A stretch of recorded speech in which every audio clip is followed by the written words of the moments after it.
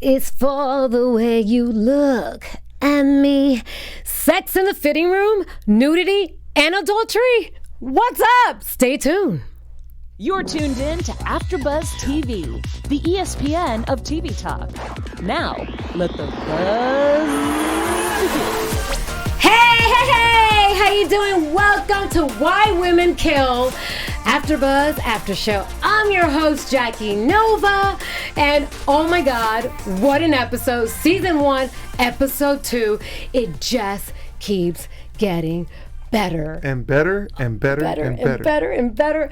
I am here with my co-host. He is a writer. He is a producer, director, George Khouri. I love the energy. Oh, I Great love to be it. here with you. Absolutely. And he also is a massive hot rod aficionado. Oh, yeah. You know, I hold it down. He holds it down. He holds it down. So I'm going to really get into it right now. I'm going to give you guys a little tease. We've got character breakdown. We got sex is women gaining power over men. Guys, get in here and let us know what you think about that. We've got a special segment, the worst wife, the worst husband. Ooh, I know you want to find out about that. And then we have some news, and we got really some scoop behind the scenes because women protected Mark Cherry in high school. And you guys want to find out? I want to hear about that. Yeah. You want to hear about that. That's right.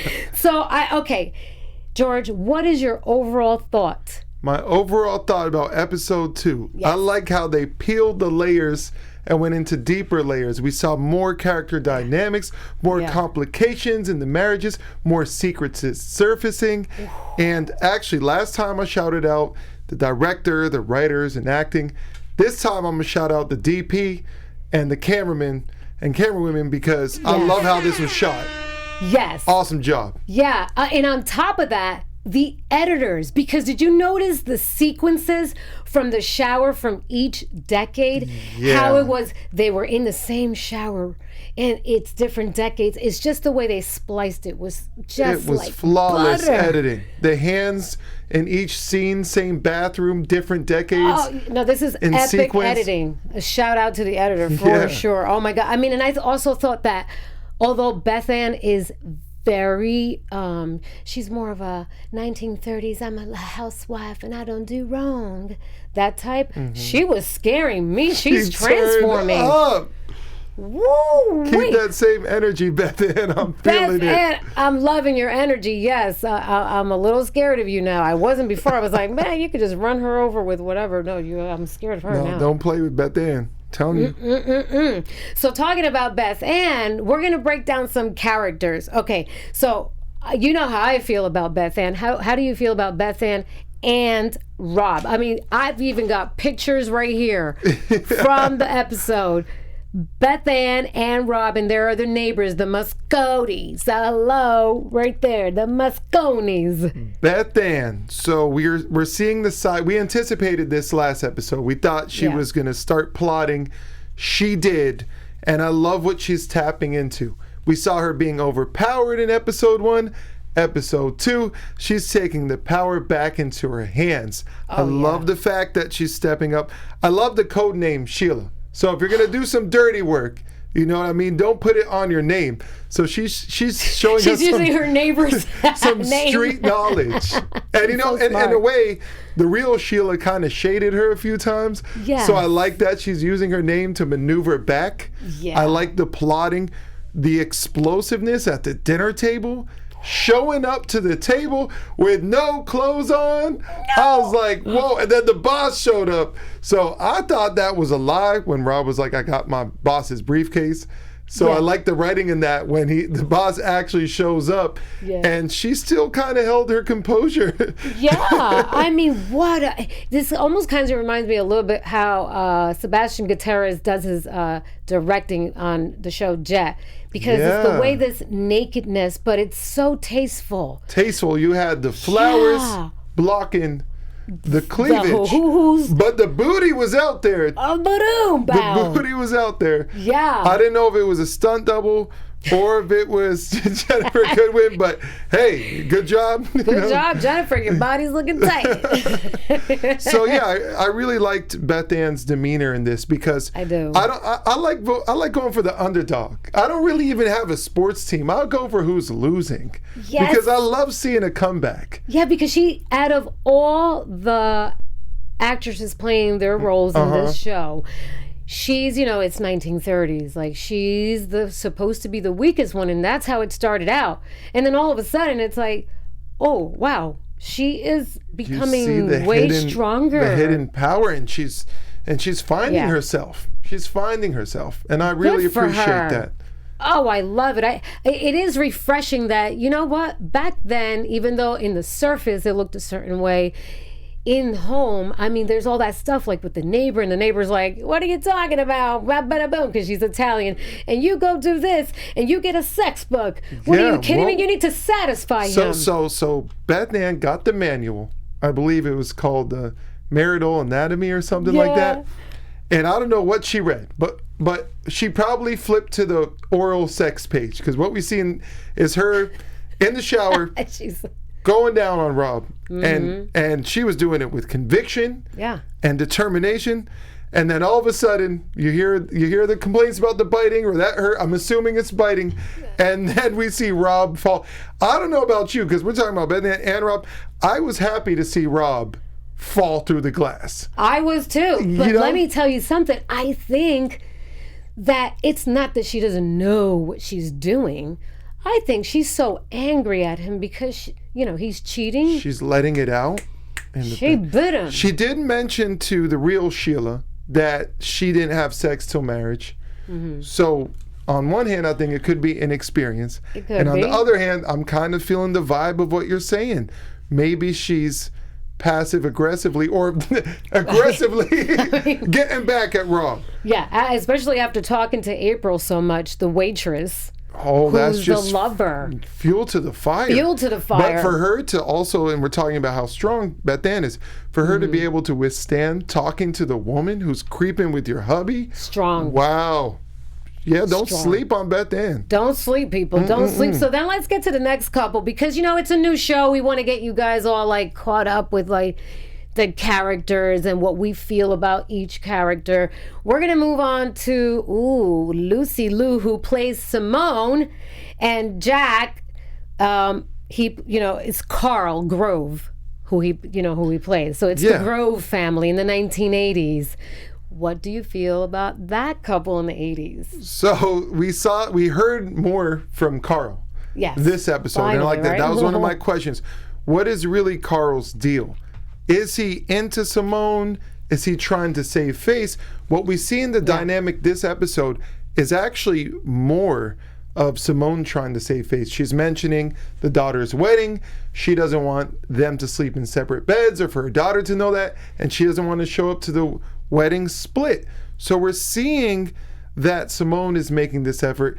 Karl, on the other hand, who I was wondering, he seemed dismissive towards the end of the episode. And as it progresses, we see that Karl is trying to keep his hooks in. He's walking around with a cane, and that was kind of wild what he did with the suicide.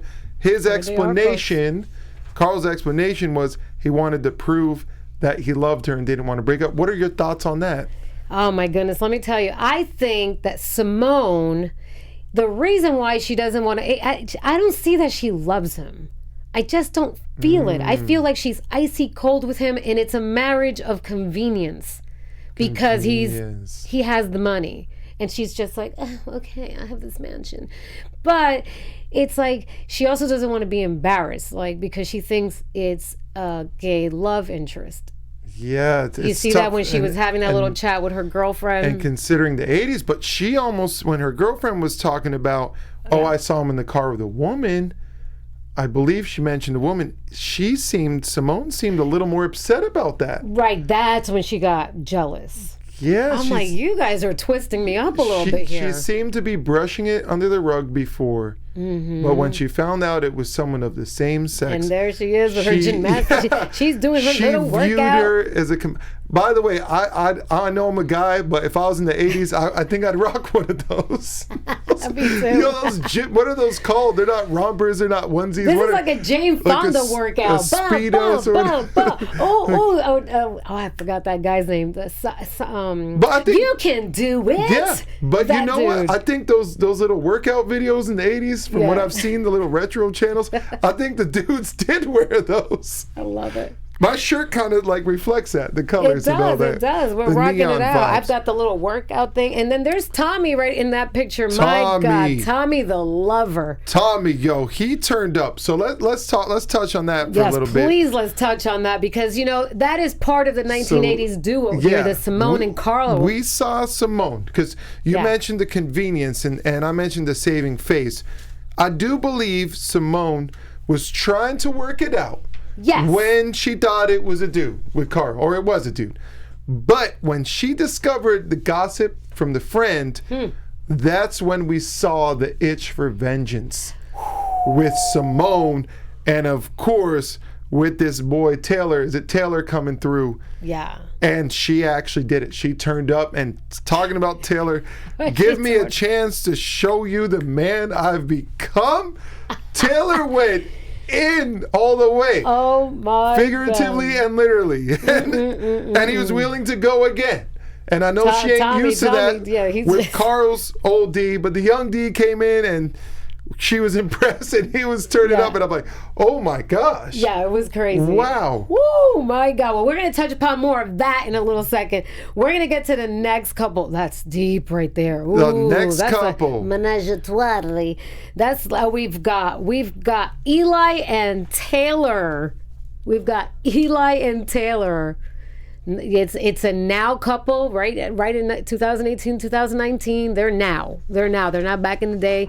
There's the love interest. This is a polyamory relationship that's happening. You know what I'm saying? They're not even married, Eli and Taylor, at all. So it speaks on the times, and that's, again, we brought this up. This is what I like about their relationship. It's reflecting the times. People are polyamorous nowadays, more so than back in the other days, or at least it wasn't as accepted. It wasn't as exposed. And I do like their approach of trying to understand and allow, and we even see him being patient with Jane. Very patient. Up to a point. Very. And we see Taylor trying to reassure Eli, but Jane is really what she's doing. Oh, Jade. Is Jade. Is it Jade? Jade, yeah. Jade is surfacing the insecurities in the relationship. So honestly, she's a little trouble.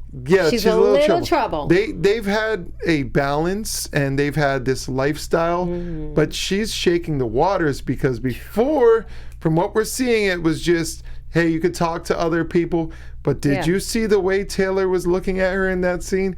And Eli, poor Eli, making the pie. He's just making the pie. And saw Taylor's eyes, and he was very disappointed. Very disappointed. Well, then, we're going to get to another topic then, because it's just going to all tie in. And I know that our audience is going to be dying to hear some more. And talking about audience, George, why do we have so much fun here? Why do we love AfterBuzz so much? It's because of our audience and the platform to be able to talk to you all. So before we move on to our next topic, we just want to say thank you from the bottom of our hearts for making us the ESPN of TV talk. But for us to continue to grow, we could use your help. If you're on YouTube right now, hit that thumbs up button and subscribe. And if you're on iTunes, please give us a 5-star rating. All 5 stars. Do not hold back, please. Don't hold back. And no matter where you are in the world watching us right now, please leave a comment so you could get involved in the conversation. We will respond. We would love to respond. And I just want to say sincerely, Jackie, being a part of AfterBuzz TV has meant so much to all of us as hosts.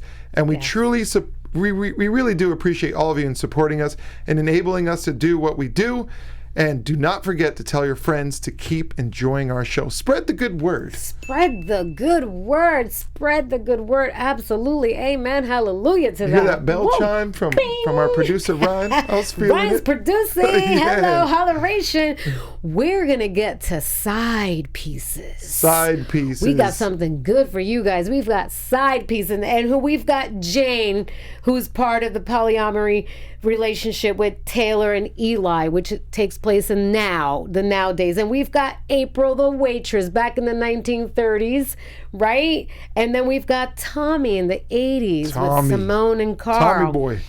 So we'll get started with April, the waitress. So what I want to know, first of all, is were they called side pieces back then? Definitely not. Definitely not. I highly doubt it. So we're taking a new term. There she is. So what's interesting about April, she comes across as innocent almost. Oh, super. But when she says it's complicated, and Sheila, who's Beth Ann in this... Let me tell you something. When she did that, I really, really liked April for a second because I was like, oh, she's like so innocent, like. Yeah. You know, and she's played by Sadie Calvano, great actress. Yeah, she's really popping right now.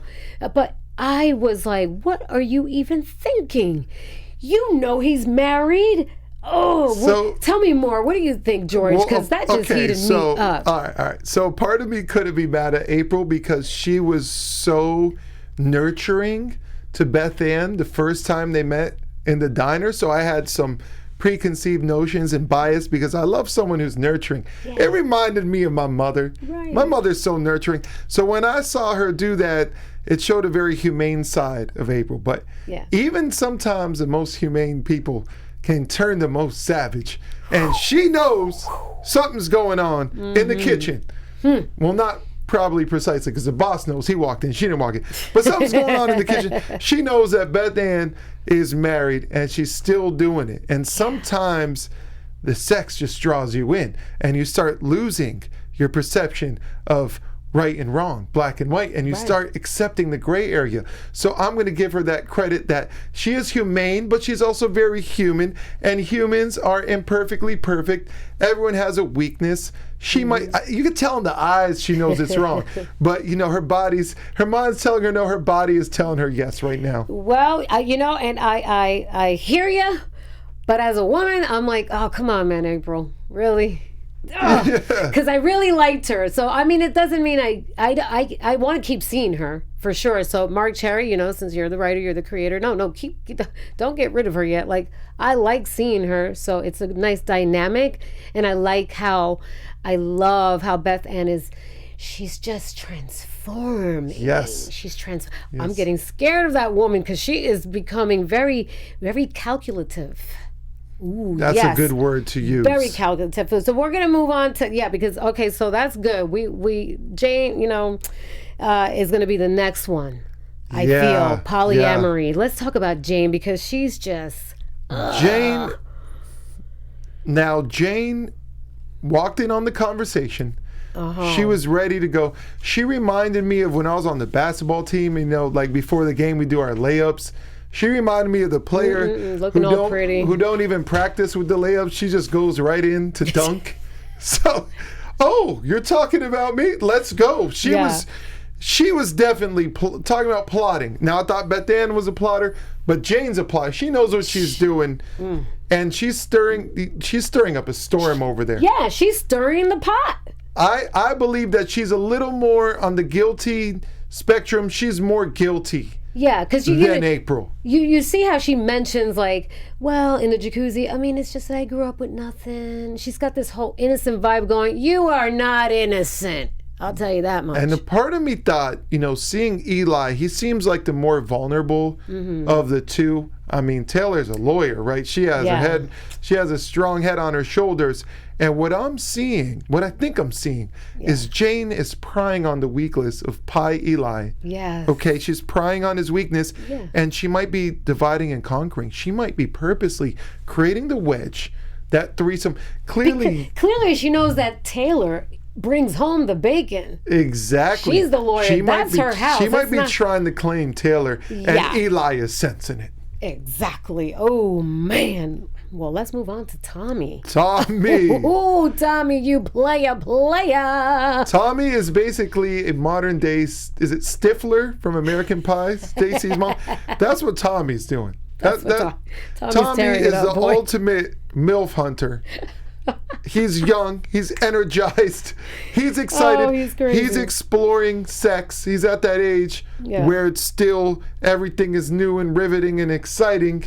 And he probably doesn't have that 9 to 5 that's draining him out, so he doesn't want to just go home and sleep. He wants to go home and have action and more action. Yeah. Tommy is actually... Did you realize, guys, did you realize that Tommy's mother is the best friend of Simone?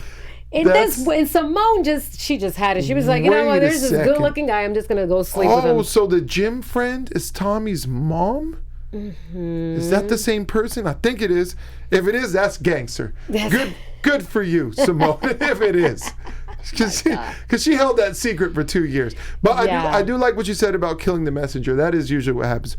But Tommy, out of the 3 issues, the problematic issues right now, Tommy comes across as the most innocent. Out of all the side pieces, yes. I think Jade, guilty. Oh my gosh, she's guilty. Guilty. April. April's just, I feel like she's probably an airhead. But Tommy is a young gun. He's a young gun. Yeah, he's youthful. He doesn't understand the implications. He doesn't get it. And you know what? Simone, your husband played you. I'm not saying infidelity is right. Yeah. But you're kind of evening out the playing boards. Yeah. We know that Beth Ann has been faithful. And let me tell you, I think that because when I was mentioning in the beginning how sex in the fitting room, Jade, I'm going to jump back to Jade real quick. Okay. Jade on purpose, I bet you on purpose, she knew that Taylor did not tell her, Eli, like, hey, how we met. Because she threw that in there, like, well, Eli did instigate it. He wanted to know, like, well, how did you guys meet? Because he was sensing some ties, some mob ties. Yeah, and then Jay was mentioning, like, how, I worked at the store, and then she was trying on stuff, and then, we just did it right there in the fitting room. And whoa! How do you feel about that? Would you, if this was your girl and she had a girl, let's just say would you be like excited about that? You don't have to answer if you don't want, but people like to know a little Scooby-Doo. I could relate to Eli. So my first girlfriend, the next person she dated after she broke up with me was a woman. Yeah. And I kind of feel his pain because how can I compete with a woman? We all know women are better than men, first of all. But second of all, since I'm a man, I love this. Holy cow! I just opened up a can of worms. Yeah, we did. This is some therapy talk now. Since I'm a man, and I know how men think more than I know how women think, simply because I'm a man, I know how to compete with a man a little more. But my misunderstanding of women, which we can't pretend it doesn't exist, men, we know we need to try harder. We need to learn the ways. Yes. It made it more intimidating. And I saw and wow, her new girlfriend was so pretty too. She was prettier than I was. She was smarter than I was. She was more popular than I was. And I said, wow, I kind of have to bow out. I have to kind of just, Eli did, go and eat some pie. Eat some pie. George, I feel for you. Oh, I can see. This is probably your favorite couple because it's just opening up a whole bunch of emotions for you. It is. It's speaking to me. It's speaking to me. God. So, but Jade she's a little more forward than my replacement was. My replacement still said hi to me in the school hallways. Oh, look at you, George. Oh, my God. Listen, guys, get on YouTube. You got me teared up over here. You got it. Let us know what you feel about this. Let us know what you feel about this episode. Let us know what you feel about whatever it is that we're talking about right now, right here. It doesn't matter. I check it all the time, and I answer you guys back. We're going to then talking about that. Let's squeeze in a little game plan in the next topic. Ooh, you know that plots. The plots. Eli has it. Beth Ann and Simone. So, we'll just go with Eli since we're talking about Eli right now. And he's all about the threesome. He's plotting. He you know what's funny about Eli's plan? Sometimes a plan backfires. That plan backfired in his face. Boom! He was being a little, vulnerable, sensitive, innocent Eli. he was being a little schemy at the pool. Yes. And he was kind in of that jacuzzi. You know he was playing something. Yes, and we did see Taylor. You know what was interesting? When Taylor told Eli, don't do that thing with your tongue because I don't like it. I was wondering, maybe she does like it and doesn't want him to do it. There's a little bit of competition going on. There's a competition So happening. we did see Eli also being a little schemy. And what happened, the scheme didn't work, brother. Because clearly the other partner or the other entity, the side piece. I don't even want to call Jade the side piece because she's taking over one city at a time. No, she's taking over. This is like an open relationship. It's a polyamory. They're all with it and together. But that's what's so tricky. They're so with it, but at the same time, Taylor doesn't want to be with it. She doesn't. And we saw that, hey, she kind of wants to be in power as well. She wants everything for herself. Yeah. But we also saw that the way she was looking at Jade, she does not look at Eli that way. And that's why the plan backfired. He thought it'd be smooth to come in and involve himself. But all it did was tore off the blanket that was covering the truth. Tore it and right the up. truth was, she don't look at you like that, bro. No. So failed game plan on Eli. Failed game plan. So then we're going to move on to Beth Ann. She's getting like tips from Sheila, her neighbor, Moscone. So what do you feel about that? So Beth Ann had a little slip up in the shower, or maybe Rob's the one who slipped. But Beth Ann, her plan is working. It is working. You saw in the hospital scene where Rob was getting shaken up. He almost told the truth, didn't. But she's throwing him off his game. Yeah. So I like Beth Ann's plan. I like the code name. I like the Sherlock Holmes detective approach. I love it. And I believe that she is going to get, not only is she going to get Rob to eventually tell the truth or bring the truth to him, she's also going to get him second guessing himself. And here's why. Because we mentioned she was taking the back seat before. We're seeing Beth Ann in the driver's seat.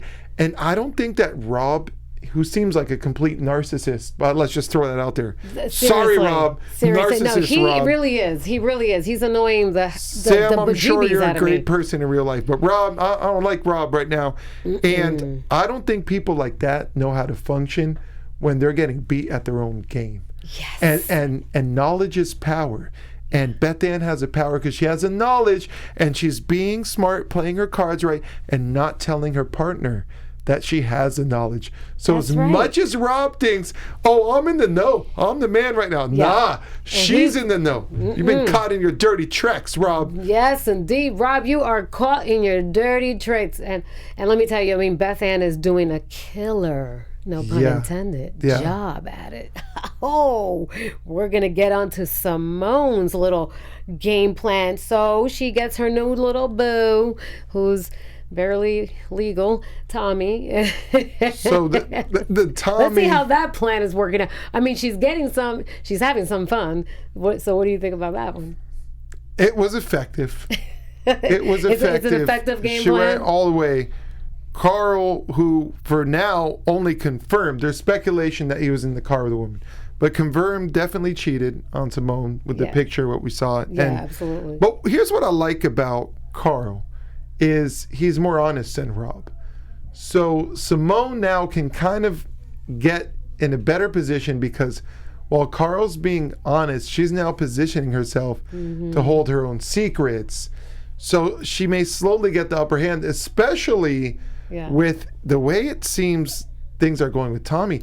It seems like Tommy's pleasing her more than Karl could. Oh, yeah. I mean, you see how she was on fire. I mean, this show was, if anybody heard how I did the opening, they'd be like, what the hell are you guys watching? You know, first episode, I called my mama. I said, Mom, there's a TV show called Why Women Kill. You got to check it out on CBS. I'm not comfortable watching this episode with Mom. My mom still, till this day, covers my eyes and her own eyes when stuff like that goes down.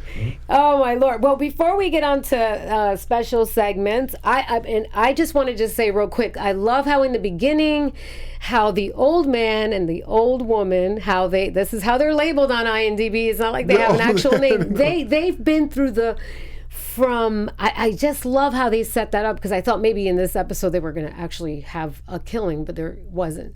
But he's witnessing each decade, because since he was a little boy, so he's witnessing each decade. What a beautiful touch to the show. Yeah. And what I loved about it is I didn't see it coming. I was so sold on, okay, these are the characters. These are the only people who have lived in the house probably in eternity. Yeah. And then you forget the neighbors see it all. So it's so cool to have that fourth wall, that added perspective, seeing the cycle and what happened. Yes. And I'm curious, and production, I love the narrative. Keep it rolling. I love the narration. It's great. Oh, it's amazing. So, I mean, we're going to just do, it's a simple little special segment. Worst wife, worst husband. Guys, let us know what you think. Worst, maybe, worst wife. Worst wife. I'm going to have to actually say, as crazy as this sounds, I'm going to say it's Taylor. Really? So Simone went to Tommy, and she went there. Okay, she went there.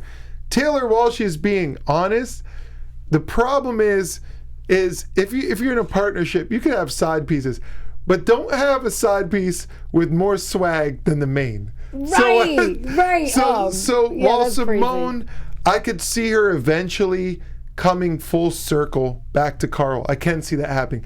I can see this as a phase and an adventure, and her discovering more of herself right now.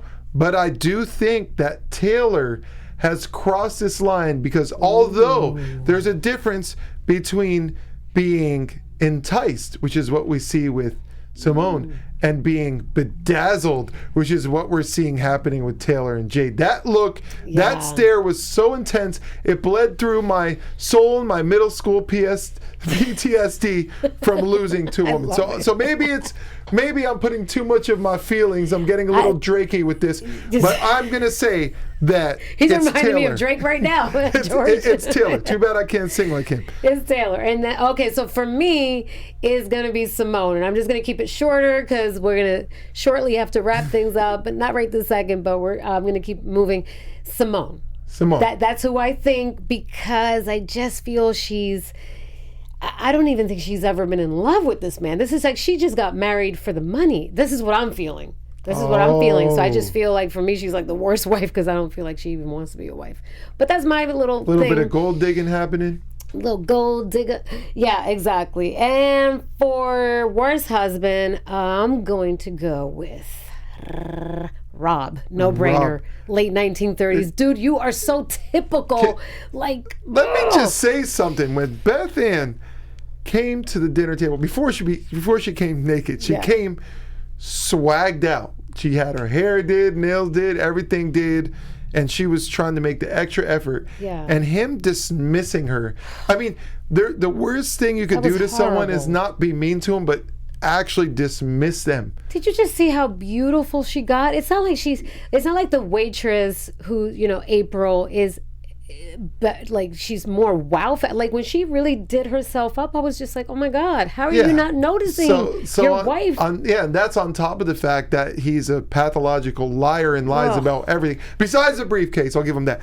But lying about everything, and then also treating her like she's nothing. Nah, homie, you're the worst hubby of 2019, of all the way for eternity, from beginning to end, the worst hubby that's ever happened, starting in the 60s, going through 2019 and going beyond. Woo, he's out of here. So, right now, I love this. We're going to have to keep playing this game next week.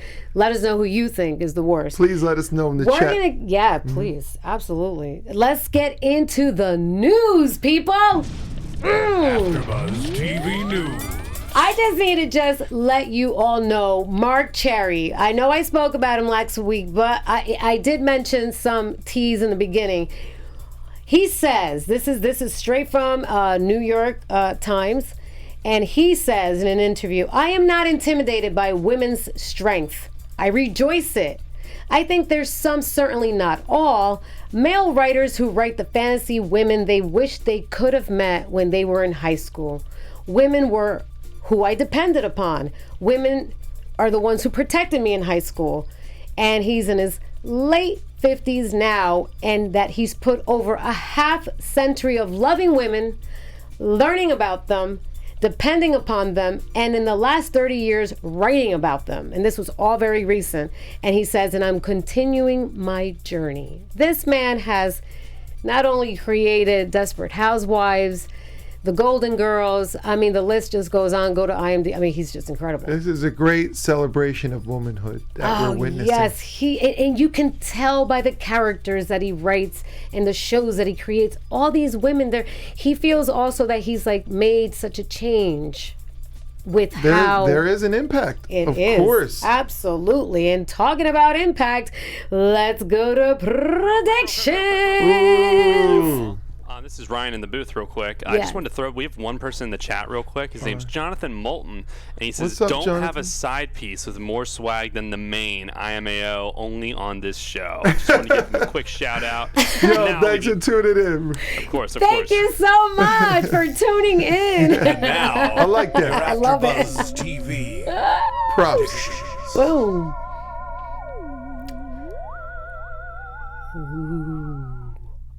My goodness, we are here and we are talking predictions. George. Jackie, we know eventually the cat's going to be out the bag with Rob. Now, my prediction is just speculating which episode it's going to happen in. I like this Inspector Gadget thing happening, so I want it to happen in episode 5, but I think in episode 4. Okay, not the next one. It's going to lead to episode 4, which is where Beth Ann's going to reveal to Rob, hey, I know what you're doing. You need to cut it. Simone, she's going to go back to Tommy Gunn, and they're going to do their thing a little bit more. She's not done with this. That love thing's going to continue. And I actually think this is a little extreme. We saw Jade partying and stuff. I think Eli is going to leave the home. Jade's going to move in, take his spot. And then Taylor's going to see what Jade's about in the club and realize that, you know what, Jade might have the swag, but Eli had the companionship and the loyalty, and she's going to find her way back to him and love him more. Oh my goodness. And ex-girlfriend, if you're watching, I don't know if you're still to women or men, but give me a second chance. I deserve it. He deserves a check. All right, well, my prediction is that I feel that Eli is going to somehow mistakenly kill Taylor. Somehow. Oh, that's soon. This is what but not right away. But it's going to happen. And somehow. The reverse. And then he's going to be with Jade, but then it's like he's going to regret it because he's going to realize Jade is very jaded and very slick. Jackie, I like you. Risk taker. Oh, I don't know. You're going out there with this prediction. Yeah, I'm just like. You got me hyped. Yeah. I hope that happens. And I feel that Beth Ann is definitely she definitely wants to kill her husband. Somehow or some way it's going to happen. But again, it's not going to happen so soon. And I think that the body that was taken out that the old man saw was the girlfriend because somehow she came to the house, almost like a Benefuco type of story. It's like a booby trap, and then she stepped in it by accident. Sort of. Yes, I feel exactly. that. I feel that. And then I feel that Simone is going to, Karl's going to catch Simone with Tommy Toy Boy. Toy Boy Tommy, I like that. Toy Boy Tommy, yeah, that's what I think is going to happen very soon. And then the next episode, something with Tommy. I feel something with Tommy's about to pop. And he's not going to be around. Tension's building. We'll see. Tension's building. So, listen, that is it for our show here at AfterBuzz with Why Women Kill. George, let everybody know where they can find you. It's been a blast. Find me at Mr. George Khouri on all social platforms. Thank you so much. And guys, you can find me at Jackie Nova 7 and go to oxfilms.us. It is a feature action suspense thriller called Art of Deception that I am starring in along with my side note here. Boom! He's my partner in crime, Richard Ryan. It's a Richard Ryan film. We're both starring it. We both produced it. And listen, guys, it's coming out in the fall, in October. Sweet. Video on demand and DVDs. We're so excited. So I'm excited. Thank you so much. Listen, stay tuned next week with our Why Women Kill, because We love this show, and we love AfterBuzz. Maria Menounos and Kevin Undergaro, thank you so much for allowing us to have this platform. We couldn't do this without you. So, guys, bye. We love you. Peace. Peace out. Our Bye-bye. founder, Kevin Undergaro, and me, Maria Menounos, would like to thank you for tuning in to AfterBuzz TV. Remember, we're not just the first, we're the biggest in the world, and we're the only destination for all your favorite TV shows. Whatever you crave, we've got it. So go to AfterBuzzTV.com and check out our lineup. Buzz you later. The views expressed herein are those of the hosts only and do not necessarily reflect the views of AfterBuzz TV or its owners or principals.